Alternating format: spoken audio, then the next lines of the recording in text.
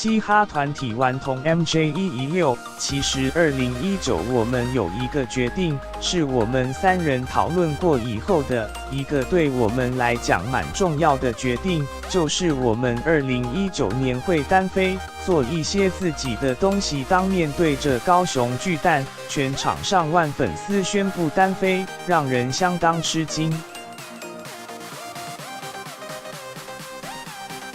嘻哈团体顽童 MJ116这个演唱会，除非可能短期之内可能不会再有一次，所以请你们给我好好珍惜今天这个晚上。强调短期内3人不会合体演唱，但没有解散，会有个人作品以不同形式出现表演，还是请歌迷要多多支持。